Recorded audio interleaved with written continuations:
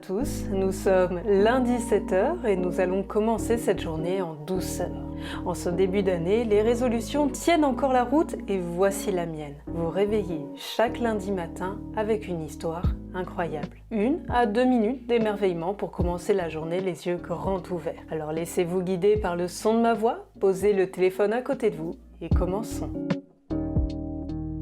Dans le creux des flancs d'une montagne se trouvait une maison. Nous sommes à Digne-les-Bains en 1928. Il pleut à torrents. Une dame et un monsieur observent la bâtisse depuis l'extérieur. Elle rêvait d'une maison au soleil et la voilà protégée du déluge par un parapluie. L'homme la regarda désappointé, mais c'est le sourire aux lèvres qu'elle acquiesça. C'est bien ici qu'elle aimerait vivre ses dernières années. Je vous présente Alexandra David-Néel, une dame qui sort de l'ordinaire. Là, au fin fond des montagnes des Hautes-Alpes, vivait une dame qui tout au long de sa vie a consacré chaque instant à la découverte d'un autre monde. Une exploratrice intrépide qui faisait fi des interdictions.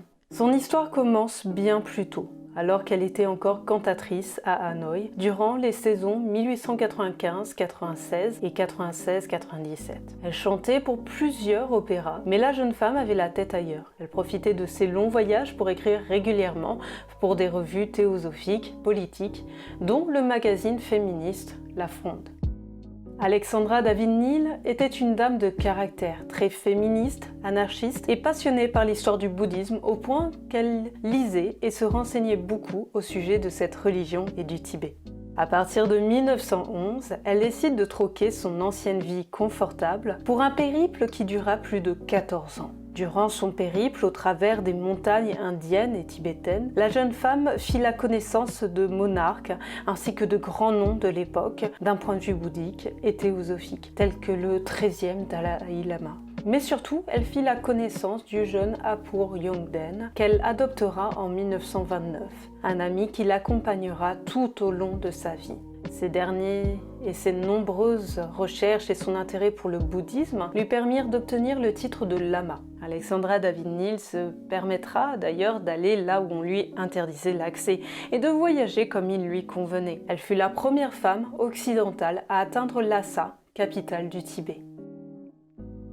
Ce n'est qu'à l'âge honorable de 78 ans qu'Alexandra David-Néel revint en France. Non loin, sans l'envie de repartir plus tard. Elle s'installa dans une maison à Digne-les-Bains qu'elle nomma Samtem Dzong, ou forteresse de la méditation. Malgré son âge avancé, elle continua d'écrire et de parcourir la France pour faire part de son histoire. À 100 ans et demi, elle renouvela même son passeport dans l'optique de repartir. Mais 6 mois plus tard, elle s'éteignit le 8 septembre 1969, à presque 101 ans.